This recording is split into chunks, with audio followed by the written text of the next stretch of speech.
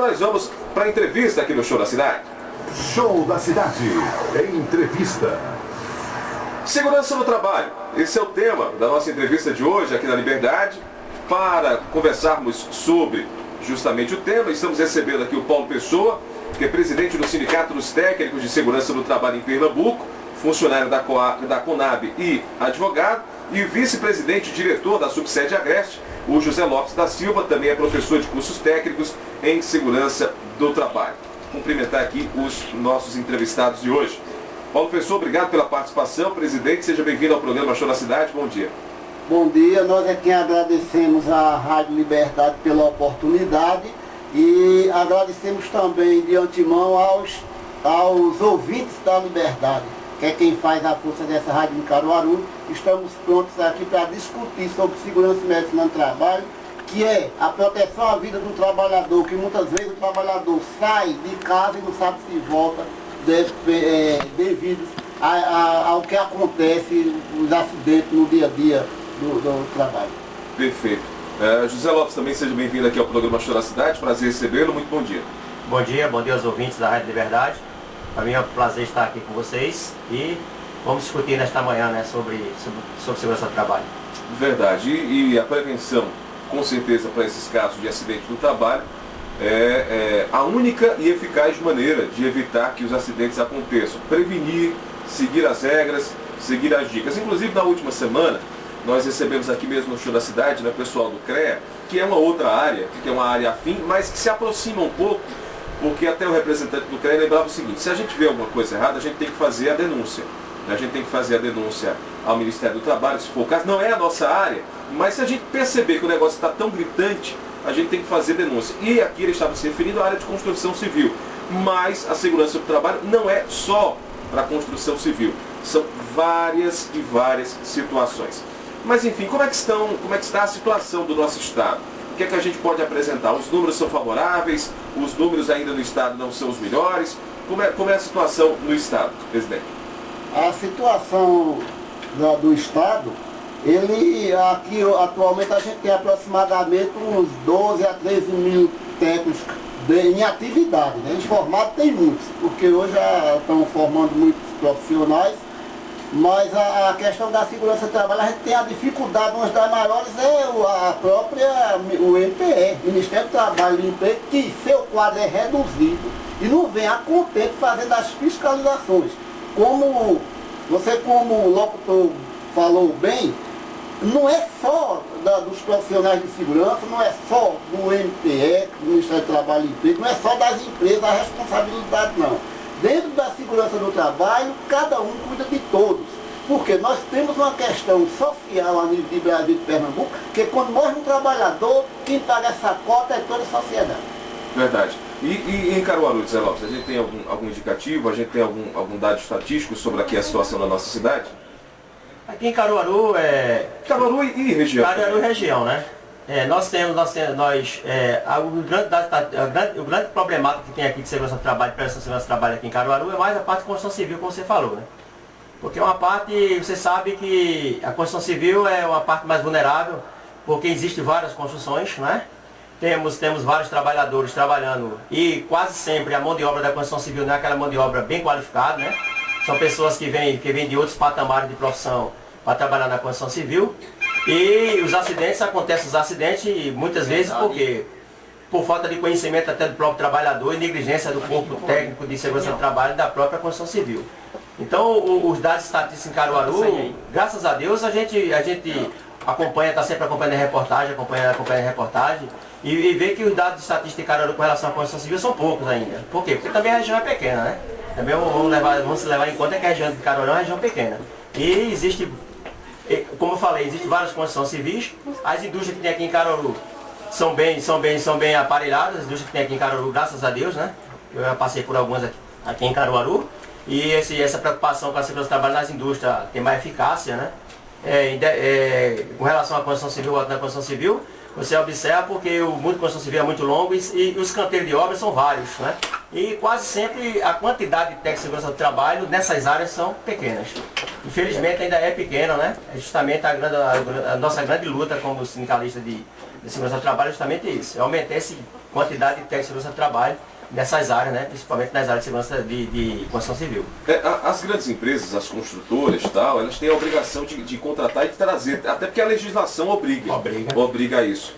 Mas tem um outro lado também que me preocupa, e não seria nem em relação às indústrias, seria ainda, a gente passa para a indústria, mas ainda em relação à construção civil, que é o seguinte, alguém vai fazer uma reforma em casa, não sei de que tamanho, mas vai fazer uma reforma em casa e não contrata uma empresa, não contrata um arquiteto, não contrata uma firma de engenharia, e de repente o profissional que lá está trabalhando, justamente por conta disso que o senhor citou, porque não teve essa instrução, porque ninguém nunca ensinou a ele, nunca trabalhou numa empresa grande, a empresa não, para aprender como trabalhar, e de repente ele coloca um andaime lá de todo jeito, ele se pendura em tudo quanto é de coisa, coloca a mão em fio, sem saber que está correndo esse risco, ou sabendo, mas imaginando que o risco é pequeno, e por aí vai. A maior dificuldade também, nesse caso específico da construção civil, são essas pequenas obras que são realizadas na minha casa, na casa do senhor, na sua casa. É essa a situação, presidente? A situação é o seguinte, primeiramente, como a gente não é uma empresa, é um contrato, aí vai para toda a sociedade, começando por aí, a responsabilidade da gente é assim. Mas, primeira coisa, quando você vai contratar um serviço de empreitada, mesmo que não seja uma empresa, a primeira coisa que você tem que fazer é fazer um contratozinho de empreitada para aquele profissional. Claro que não é das proteções, mas para o dono do serviço, da residência, que ele não tem conhecimento e não assumir essa responsabilidade, o pequeno empreiteiro, mesmo ele sendo um empreiteiro que não tenha CNPJ, não seja o pedreiro da rua, aquele pedreiro da rua, dentro da parte jurídica se faz contrato de empreitada, ele já passa a assumir a responsabilidade dos problemas que vier a acontecer com outro trabalhador que ele terceirizou, e já o dono da residência já fica salvo de qualquer responsabilidade. Estamos, relembro a você que nos acompanha, conversando com o Paulo Pessoa, presidente do Sindicato dos Técnicos de Segurança do Trabalho em Pernambuco, e o vice-presidente e diretor da subsede Agreste, o José Lopes da Silva. Aqui no intervalo, a gente falava um pouquinho sobre a necessidade de formação de profissionais com qualidade para ser técnico em segurança do trabalho. E não apenas buscar um curso rápido, sem qualquer tipo de comprovação, apenas pela exigência justamente de um diploma, de um certificado para participar, para trabalhar. Existe essa preocupação do sindicato justamente em ter técnicos de segurança do trabalho com qualidade, em ter técnicos competentes para trabalhar na área? Existe, porque as empresas, quando pedem para a gente, um profissional, que a gente tem um banco de emprego no sindicato, ele já pede a especificação. Quando ele quer para quem constrói viaduto, eu quero um técnico de construção pesada, eu quero um técnico para hospital, eu quero um técnico para terraplanagem. Então existe essa situação. O que a gente vê no dia a dia são muitas escolas sem preparo nenhum, formando profissionais, jogando na rua, com um diploma. Quando chega para fazer um estágio no sindicato, uma seleção para estágio, teve uns que não sabiam nem o que era CIPA, que é Comissão Interna de Prevenção de Acidentes do Trabalho. Isso foi passado até para a presidente da Fundacentro, que nós tivemos uma reunião aqui em Pernambuco e eu tive que passar isso aqui, a situação difícil. E quem se forma não é pegar o diploma e guardar não. Ele tem que, mesmo que enquanto não arrumar emprego, ele está se reciclando, fazendo treinamento para acompanhar. Que a legislação muda todo dia é uma coisa diferente, e um simples diploma lá no fundo do baú não chama que está preparado para o mercado de trabalho da área não. E é muito interessante isso que o senhor falou, porque se a gente viajar 60, 70 anos no tempo, a gente vai ver que nenhuma dessas regras de segurança hoje era aplicada no passado. Aí de repente as coisas foram sendo observadas, sendo analisadas, e devagarzinho foi entrando uma regra, outra regra, outra regra. E ano após ano a gente tem inovação tecnológica, a gente tem inovação arquitetônica, a gente tem inovação em todos os setores. E cada uma dessas inovações acaba gerando novas necessidades. E claro, novas formas de prevenção. Então não adianta se formar hoje e não, tá bom, já me formei, tá tudo certo. É justamente isso como o Paulo falou, né? Hoje, a grande problemática hoje no mercado de segurança do trabalho, vamos dizer assim, na área de ensino, é justamente professores, né, professores com uma formação realmente nibada para o ensino, né? E a gente observa isso nos cursos técnicos, né? A gente tem observado isso nos cursos técnicos. Existem vários professores hoje que infelizmente nem têm experiência docência e nem têm experiência técnica de segurança do trabalho na área propriamente dita, que é a profissão dele. E isso é um sério problema para o profissional que está se formando, né? O profissional necessita do certificado dele para ter uma profissão. E vai para o mercado de trabalho, como o Paulo citou aqui, vai para o mercado de trabalho sem experiência nenhuma, nem de docência do próprio professor que quer passar para ele, nem de experiência do professor que quer passar para ele. Vai estagiar na determinada empresa, muitas vezes na empresa que vai estagiar, e chega lá e encontra outro profissional que também da mesma forma foi formado como ele foi formado, né? Aí você imagine que tipo de profissional que você vai ter no mercado. Isso é uma situação grave, né? Nós temos que alertar justamente a gestor de cursos técnicos, né? Os coordenadores de cursos de segurança do trabalho, que ao receber um currículo qualquer, de qualquer professor, né? Faça uma entrevista com esse professor, procure saber qual a vida desse professor, quais são os projetos dele de vida, né?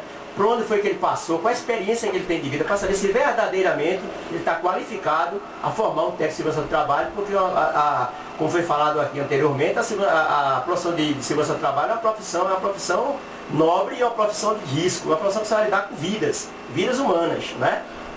Vidas, então é uma coisa séria, né? Nós temos que ter, o sindicato está muito preocupado com isso, nós temos recebido, como eu falei, nós temos recebido vários e-mails de alunos, né?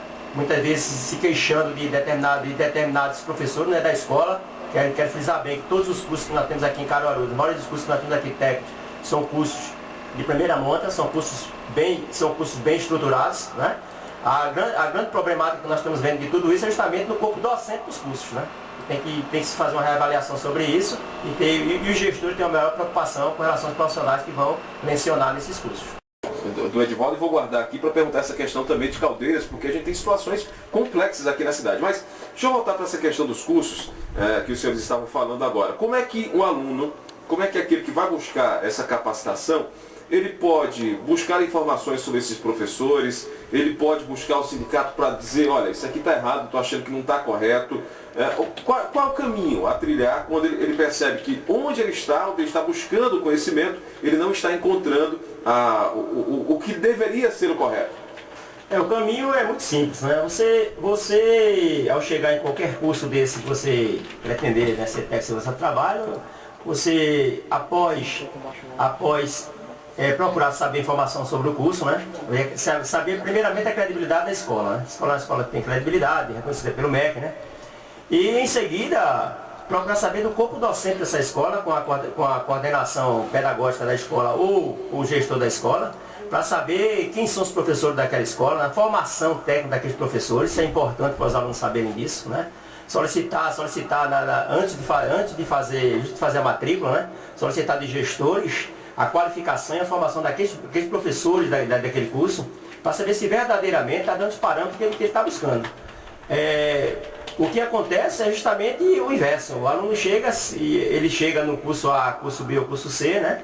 Procura hoje, como nós sabemos hoje, que é dada a falta de recursos, né? Onde tiver um curso mais barato, é sempre que as pessoas querem fazer por ser o curso mais barato, nem sempre o mais barato é o melhor. Isso é um detalhe, nem sempre o mais barato é o melhor. Ele tem que procurar saber se o custo-benefício vai valer a pena. Qual é o custo-benefício? A gente saber o corpo docente se realmente corresponde ao curso que ele está almejando a ser, a profissão que ele está buscando. E como eu falei anteriormente, infelizmente nós temos vários professores, né, vários, não é um nem dois, são vários professores, que se o aluno pedisse justamente essa informação sobre o professor, a qualificação do professor, eu tenho certeza que ele não se inscreveria nesse curso. Tenho certeza que ele não se matricularia nessa escola. Não é verdade? E o local que ele deve seguir isso aí para ter essa informação, o sindicato tem esse poder, né? O sindicato pode orientar o aluno qual será o melhor curso por conhecimento, quando nós conhecemos a área, né? Por sermos professores de segurança do trabalho já há aproximadamente 20 anos, nós conhecemos os cursos técnicos que existem, nós podemos informar um ou outro para ele, mas infelizmente o sindicato não tem esse poder para chegar para o aluno e dizer, não faça isso, né? Porque está errado.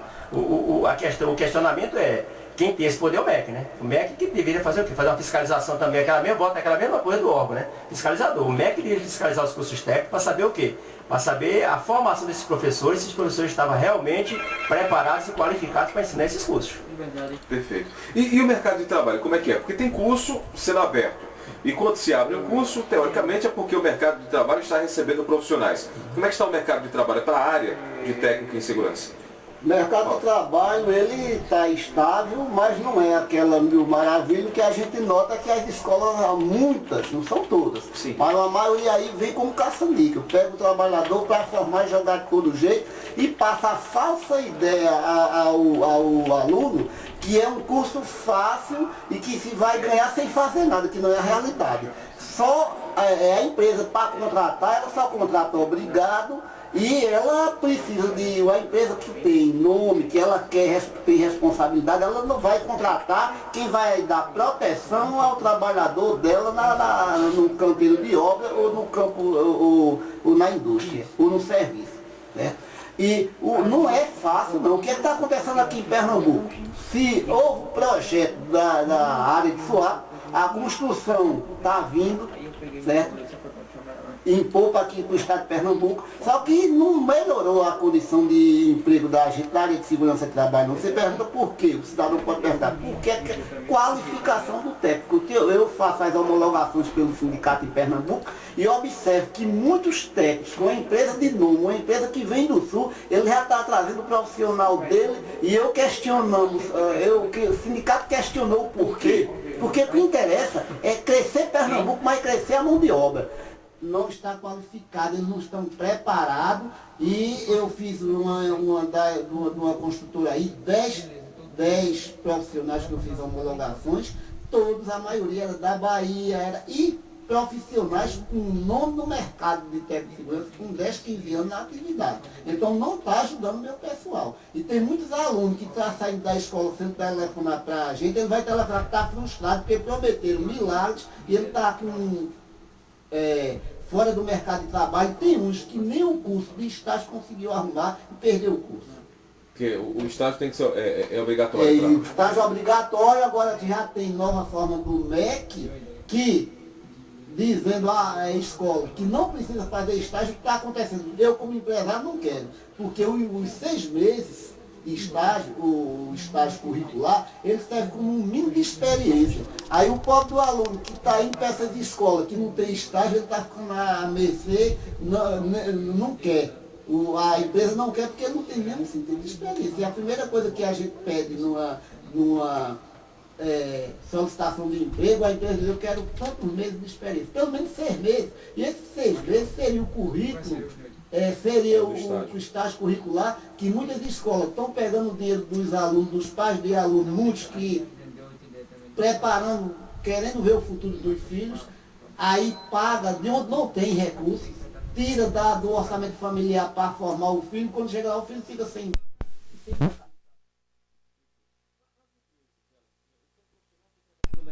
Não sei, se na indústria, na construção civil, elas tentam fazer com que esse profissional se qualifique, se atualize, pagam cursos, incentivam que esse profissional vá buscar novos conhecimentos, não sei, fazer até um estágio numa obra maior.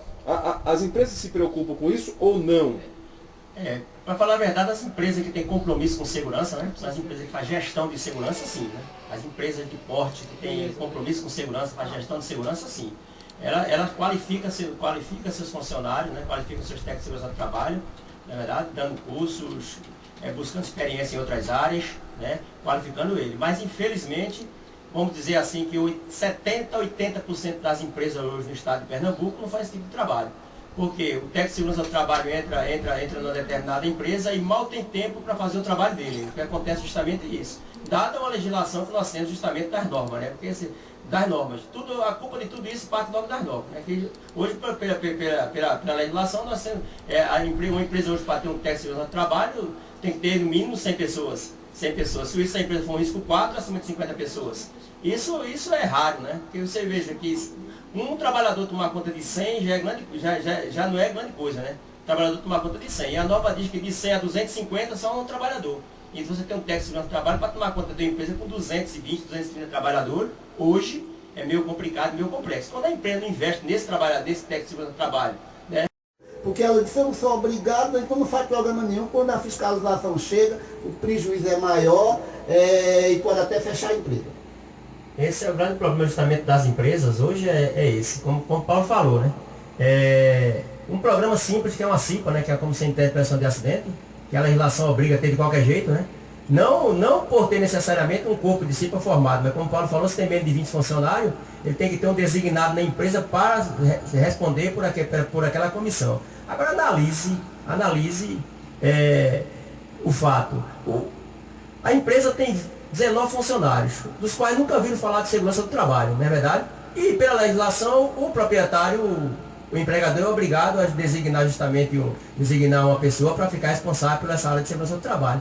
Que segurança do trabalho essa empresa vai ter, né? Se não há nada. Se não há nada, nem tem ninguém habilitado, nem qualificado para fazer isso. E ele não contrata uma empresa terceirizada, não, uma empresa terceirizada ou um profissional terceirizado do mercado de trabalho, para quê? Para justamente passar, para informar ele o que tem que ser feito, os programas que tem que ser feito na empresa, como foi falado anteriormente, todos os programas, PPRA, PCMSO, Brigada de Incêndio, que isso é legislação, tem que ter na empresa, independentemente do porte da empresa, tamanho da empresa. Isso é norma. E os empregadores negligenciam isso, né? Eles muitas vezes falam que é por desconhecimento, não é por desconhecimento de causa, porque eles estão participando de palestras, estão ouvindo, nós estamos hoje no século XXI, então todo mundo está ouvindo falar sobre isso. Agora, quando acontece um acidente dentro da empresa dele, aí a coisa fica bem séria, por quê? Porque muitas vezes eu conheci várias empresas que já fechou por causa do acidente. Um acidente e fechou a empresa. Porque o cara não tinha como, né? Não tinha como manter a empresa dele mais depois do acidente, porque não tinha programa nenhum. Então quando o Ministério chega bruscamente, fecha a empresa do camarada porque não tem mais condição de funcionamento. A gente chama a atenção do comércio. A pequena loja ela não precisa de profissional de segurança, não. Quando pega fogo, a gente vai ver uma gambiarra de energia que está lá dentro. E acontece muito. E o prejuízo é grande.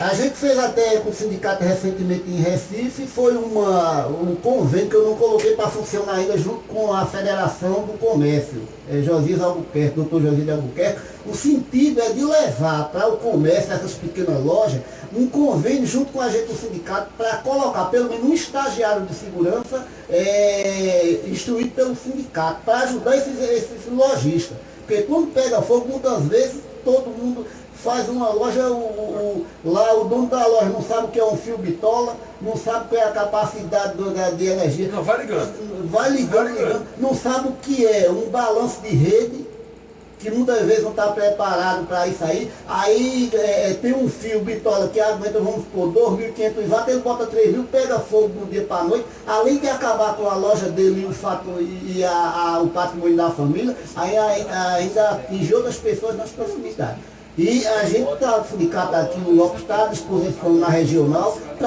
a gente também é um sindicato de orientação, se eles quiserem orientação, a gente disponibiliza aí ajudá-los também a parte do comércio e a indústria. Pequenos que não são obrigados a contratar os profissionais pela legislação, o sindicato está à disposição para chegar e bater papo com eles. Se o comércio quiser se reunir, a gente vai e mostrar os prós e os contras. E é um dia que mostrando que segurança do trabalho é investimento, não é prejuízo. Porque o prejuízo, quando a gente não faz, que não previne, o prejuízo às vezes não existe mais solução quando acontece o problema. Primeiro o cara diz o seguinte, comigo nunca aconteceu. E às vezes eu digo, por isso que você está vivo. Por isso que você está com sua loja ainda aí, por isso que você não perdeu seu patrimônio, porque graças a Deus não aconteceu. Porque quando diz nunca aconteceu, por isso que você está vivo, por isso que seu patrimônio está aí. Mas no dia que aconteceu não tem mais jeito. Não dá para escolher. Gente, como temos o guia eleitoral, eu vou pedir para que o Lopes diga só o local de funcionamento aqui do sindicato, para justamente isso que disse o presidente. Não, eu tenho necessidade, vai lá, vai buscar. É como eu tenho o guia eleitoral, onde é que funciona lá? A subsede do sindicato aqui em Caruaru fica na rua Dr. Júlio Melo, né? 157, sala 203. Em frente ali é o colégio Vicente Monteiro, né? Vicente Monteiro, em frente ao Vicente Monteiro. Isso. Ok, nós estamos lá à disposição, né? Horário comercial. Para horário comercial. O telefone lá é 3721-9019. Ligar para lá para saber alguma informação. Nós estamos sempre à disposição de quem nos procurar. Muito obrigado, nosso presidente Paulo, muito obrigado também pela participação. Eu só quero agradecer a oportunidade e gostaria, quantas vezes, o tema é longo e a gente tem muita coisa, essa área é muito extensa, na hora que a rádio precisar, marcando a